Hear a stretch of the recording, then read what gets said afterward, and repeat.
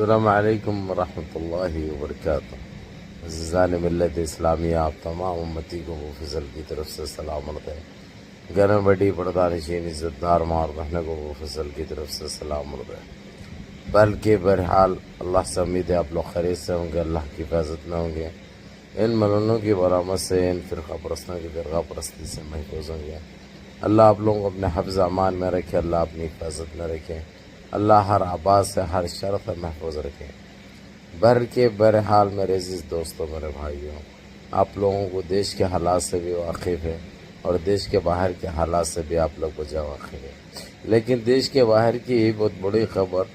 جو خلیفہ بننے کے لیے جو الجھ پڑی ہے، 57 ممالک جو مسلم ممالک ہے، ان کا ایک خلیفہ بننے کے لیے معلوم ہے آپ کو لاسٹ ایئر رجب طیب اردگان کو بنایا گیا تھا، لیکن وہ پھس پٹاخہ ثابت ہوا، وہ کام کیا نہ کاج کیا۔ جیسے ہی ان کو خلیفت ملی، خلیفہ بنے، وہ اپنے آپ بالکل کہاں گمسم ہو گئے پتہ نہیں، ان کو دیکھنا ڈھونڈنے کے لیے دیکھنا پڑ رہا تھا۔ بہرحال اب ان کا وقت تو ختم ہو چکا ہے، یعنی اگلے مہینے میں 27 تاریخ کو اکتوبر کی ختم ہو رہا ہے، لیکن اس سے پہلے خلیفہ کی جو دوڑ چالو ہو چکی ہے، اس کا نام و نشان چالو ہو چکا ہے، دبا کے چل رہا ہے وہ بھی، جس میں سعودی عرب محمد بن سلمان، یعنی کون سی اس کا ہے آپ لوگوں کو اچھی طرح پتہ ہے، اس نے کیا کچھ کیا سعودیہ میں آپ لوگوں کو اچھا پتہ ہے، سعودی عوام کے لیے کیا کچھ کیا آپ لوگوں کو اچھی طرح علم ہے، کیا فحشی حرکتیں کیا اس نے،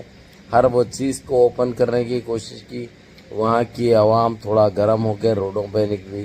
تو کہیں ان کے اوقات کا ان کو پتہ چلا، ان کے خط کا ان کو پتہ چلا، جبکہ آپ لوگوں کو یہ بھی پتہ ہے کہ کئی فیملی میں، پرنس فیملی کے اندر 17 لوگوں کو اس نے نظر بند کیا تھا، جس میں سے 3 کا تو انتقال ہو گیا، 3 کا انتقال ہو گیا، جس میں 1 لیڈی اور 2 جینٹس تھے، لیکن ابھی دوسرے تو بیمار حال ہے، لیکن کیا علاج بھی چل رہا ہے، لیکن اس کی گندگی اپنی جگہ قائم ہے، اس کی سوچ، اس کی ذہنیت اپنی جگہ قائم ہے، کیونکہ یہ چاہتا ہے کہ کوئی اس کے کام میں رکاوٹ نہ ڈالے، کوئی یہ نہ کہے کہ وہ غلط کر رہا ہے، غلط کو غلط، صحیح کو صحیح بولنا کسی کے بس کی بات نہیں ہے۔ لیکن میں وہاں کی عوام، وہاں کی شعب کا شکر گزار ہوں، جنہوں نے دلیری دکھائی، بہادری دکھائی، اور اس کے غلط کاموں کی، کچھ کاموں کی، سارے نہیں، کچھ کاموں کی مذمت بھی کی، اور وہاں پہ جو اختلافات برپا ہوئے، اور جس طریقے سے عجمی ذات ہے، وہاں پہ قبائل ہے، آپ لوگوں کو اچھی طرح پتہ ہے،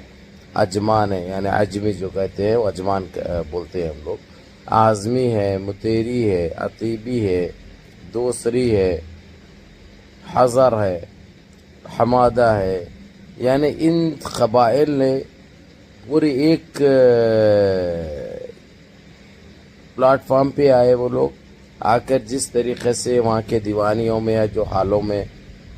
بیٹھ کر جو میٹنگیں کی، اس کے اوقات اس کو دکھانے کے لیے وہ لوگ بالکل وہ ہو گئے، اور اس کو مجبور ہونا پڑا، اس نے ہتھیار ڈال دیا، نہیں تو یہ آپس میں قبائل کے نام پہ توڑ رہا تھا،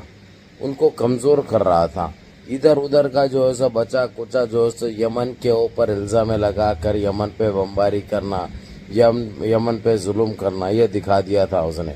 دوسرا، شیعہ سنی کا حربہ استعمال کرا، وہ نجیس ہتھ کنڈا استعمال کر کے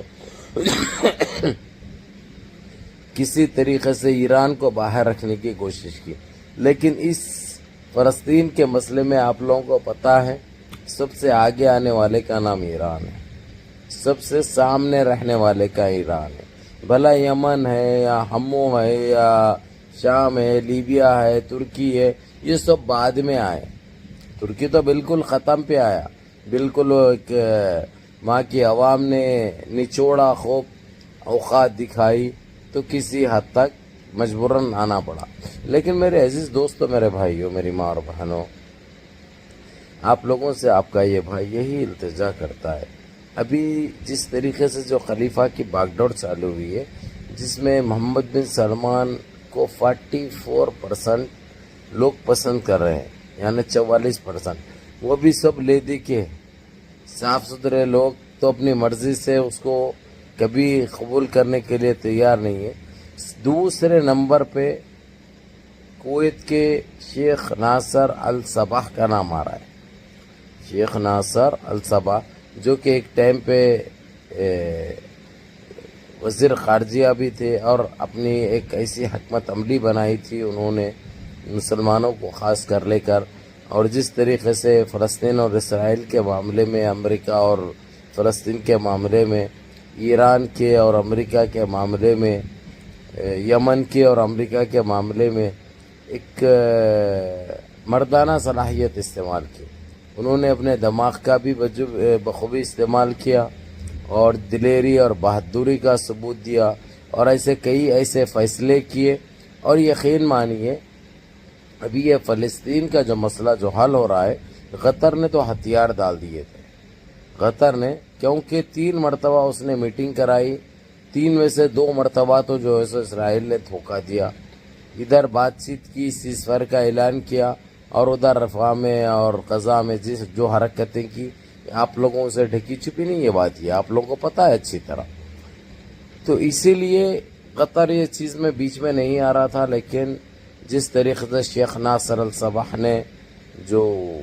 حکمت عملی بنائی، جس کو جامع عامہ پہنایا گیا اور وہ کامیاب نظر آئی، کیونکہ جو ڈیمانڈ جو شرائط رکھے گئے تھے وہ سارے مان لیے گئے. یعنی ایک ہم کو ایسا قائد، ایک ایسا لیڈر چاہیے جو ہمارے 57 ممالک کو لے کے چلے، ان کے برے وقت پہ سامنے آئے، ان کے غلط فیصلوں کو روکے، ان کے غلط خیالات کو روکے،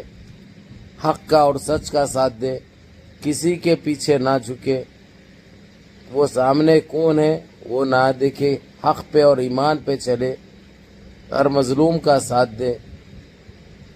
کمزور کا ساتھ دے. یہ بہت ضروری ہے. یہ چیز شیخ ناصر الصباح کر سکتے ہیں. میں محمد بن سلمان کے